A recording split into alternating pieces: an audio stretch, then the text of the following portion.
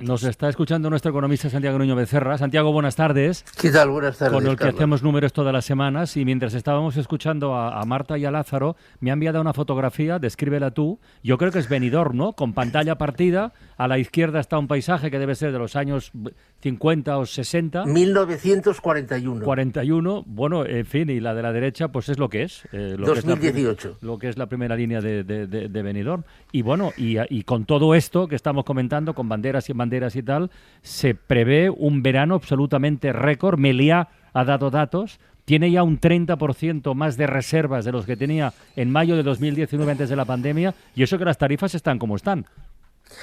Sí, a ver, este es un tema que o sea, daría para 6 programas hablar de este tema, ¿eh?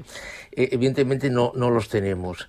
A ver, el tema es el siguiente. El turismo, como tal, turismo puro y duro, genera actualmente el 12% del Producto Interior Bruto en España y ocupa al 12% de las trabajadoras y de los trabajadores españoles. Bien, si añadimos el ocio que genera este turismo, el transporte, comercio, etcétera, etcétera, nos vamos prácticamente al 25%. Bien, ¿qué es lo que pasa? Estas banderas negras que ha dado, que concede, por llamarlo de alguna forma, Ecologistas en Acción, son, y las motos de agua que comentaba Matías, en fin, todo esto lo tenemos porque tenemos este PIB, es decir, cuando acabe el verano, y en septiembre, octubre, volveremos a hablar de masificación, volveremos a hablar de el impacto negativo que ha tenido sobre los precios, el turismo, volveremos a hablar de ruidos, volveremos a hablar de muchas cosas, pero que seamos conscientes que si no tuviéramos todo esto, que no estoy bendiciendo, por favor, si no tuviéramos este turismo, no tendríamos este PIB. O dicho en otras palabras, porque tenemos este PIB, tenemos este cambio de Benidorm, por ejemplo, y este turismo, y etcétera, etcétera. Hay un ensayo por ahí, perdona Matías, hay un ensayo por ahí circulando muy interesante que se titula El malestar de las ciudades, de Jorge Dioni. Yo creo que lo entrevistó hace poco en Hora 25 Aymar, que dice que los grandes ganadores de las últimas elecciones son el partido turístico y el partido inmobiliario. Y hace una reflexión a partir de eso que conecta perfectamente con lo que estás diciendo tú, Santiago. ¿Qué decías, Matías? ¿Qué te cortaba? Y también dice, yo he entrevistado también a Dioni muy interesante, dice que la turismofobia no existe. O sea, preocuparse por lo que supone una avalancha de millones de personas no es turismofobia, es una preocupación lógica. Pero hay una cosa en Santiago que yo, cuando hablo de turismo, he encontrado una falla, un resquicio que no entiendo. Tú estás diciendo ahora, defendiendo, por supuesto, una actividad benéfica, Producto Interior Bruto. Está claro que los sueldos no van a subir al mismo nivel que están subiendo las tarifas ni las ocupaciones, y tú siempre resaltas que es una actividad poco productiva, es decir, que los trabajadores tienen escasa formación, no es de alto rendimiento. Entonces, ¿dónde está el gran negocio? ¿Quién, por decirlo así, quién se está quedando con el dinero? Hombre, evidentemente el negocio se lo están quedando los grandes empresarios turísticos. Claro. Y los grandes operadores turísticos. El negocio está ahí. Y en fin, no hace falta decir nombres porque todos los tenemos en la cabeza. Es decir, pensemos que domiciliadas en una ciudad, en alguna ciudad española, hay empresas hoteleras que igual tienen 200 o 300 hoteles. Santiago. Dime. No, que tú has descrito desde luego un panorama que es evidente, y cualquiera que tenga cierta edad ha visto el cambio y la transformación en algunos lugares costeros, ¿no? Pero claro, esto tampoco ha caído del cielo. Es decir, no podríamos haber tenido el mismo PIB, incluso más, con otro tipo de ordenación urbana, porque la primera línea de playa siempre estará, pero no hace falta instalarla a 5 metros de la playa como está en casi toda la línea costera. Se podría haber instalada a 500 metros y tendríamos un país totalmente distinto y seguramente con un turismo de más calidad.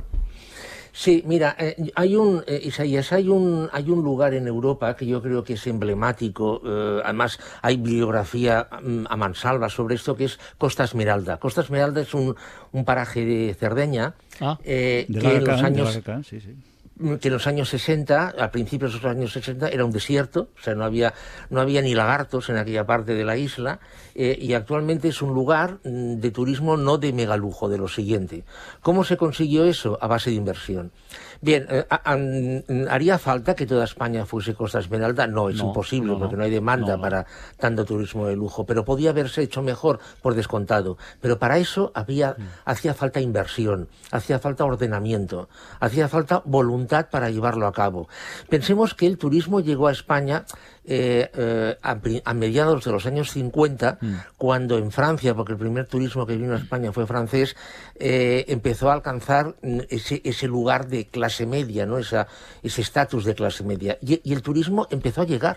O sea, es decir, no es aquello de decir que es verdad que durante la Segunda República en España se hizo propaganda turística, esto es cierto. Pero bueno, eso quedó cortado con la Guerra Civil y en los años 50 el turismo empezó a llegar. Entonces, se hizo sin ninguna planificación y entonces el franquismo vio enseguida, en eso fue muy inteligente y muy listo el franquismo, vio que eso era una forma de obtener divisas gratis. Gratis o prácticamente gratis. Con lo cual, claro, Isaías, planificación cero. Planificación ninguna. Pero Santiago, ahora... entonces empezó a llegar el turismo, empezó a gastar, empezó a llegar divisas y el boca a oreja, más y más y más. Hay una famosa canción de un festival de aquellos que se hacían en verano. No sé si os acordáis, el turista, 9.999.000.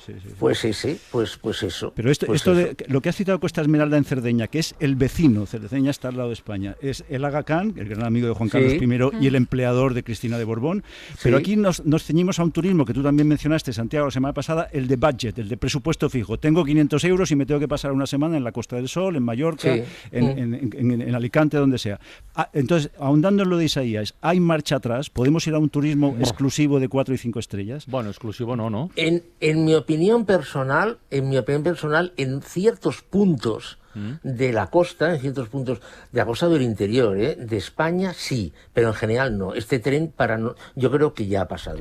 Santiago, lo que no ha pasado y nos viene encima, que viene como un tsunami, es el cambio climático. Claro. Ahora mismo, con los pronósticos más optimistas de subida de nivel del mar para 2050, 2060, 2070, desaparecen todas las playas españolas, es decir, salvo las del Cantábrico, se van al Cantábrico. Es decir, que solo quedarán y tampoco se está haciendo nada. Habrá que retirarse sí o sí o entrar a esos hoteles en barco, ¿no? O en lancha, desgraciadamente. Y luego, para zanjar el tema del turismo, perdóname, yo siempre recomiendo que se vea una película, es antigua, se llama Que verde era mi valle, de John Ford, de una empresa minera a finales del siglo XIX, cómo destroza el valle, ¿no? Y al final echa a todos los mineros a la calle, el valle queda completamente destrozado, la empresa por supuesto se va y allí se quedan todos los mineros destrozados y sin trabajo, ¿no? Es decir, vender la gallina de los huevos de oro creo que es el peor negocio. Javier, hay una cosa muy curiosa. TUI, que es el gran mayorista de turismo, a que se llamaba antes Proisac y su actividad era la minería. Mira si es curioso. Mira. Yo solamente por aclarar, no he defendido un turismo de 4 y 5 estrellas. Lo que he dicho es que con el yo sí, Isaías. Vale, perfecto. Pero yo no he defendido eso. Yo lo que he dicho es que precisamente para estrujar esta gallina de los huevos de oro, pues el turismo se ha concentrado, se ha ido al límite de la línea costera, cuando de repente te metes a lo mejor 1 o 2 kilómetros por dentro y es pleno desierto. Entonces, si se hubiera reordenado de otra manera, pues podríamos a lo mejor haber tenido el mismo número de turistas, pero haber respetado el medio ambiente y haber previsto lo que ahora dice Javier, que un día venga el mar y nos quite esa primera línea. Pero, ¿no? pero hay una cosa ahí clarísima, Isaías. La gente quiere primera línea de mar, en la habitación del hotel, en el apartamento. Pero hay muchos chalets en primera línea de playa destruidos ya, muchísimos. En la costa de Castellón, por ejemplo, hay muchísimos ya que ya no existen. O sea, que o haces ahí unos muros como, no sé, que ni siquiera los ingenieros se atreven a diseñar, o se va a retirar sí o sí el chalet porque se va a destruir. Si me permitís, a Carlas le he pasado otra cosa ahora. A ver, espérate. Y esto está dedicado a ti, Matías, que es 2 fotos también, una de Magaluf a principios de los años 60 y otra de Magaluf hoy. Tomada desde el mismo lugar. Alucinante. Claro. Y piensa lo que es eso para los nativos, que hay una población que vive aquí, ¿no? Y que algunos derechos tendrá también. Claro. ¿Te acuerdas, Santiago, de la canción que comentabas antes? Sí. ¿Sabes quién la cantaba? No. Cristina y los Stop.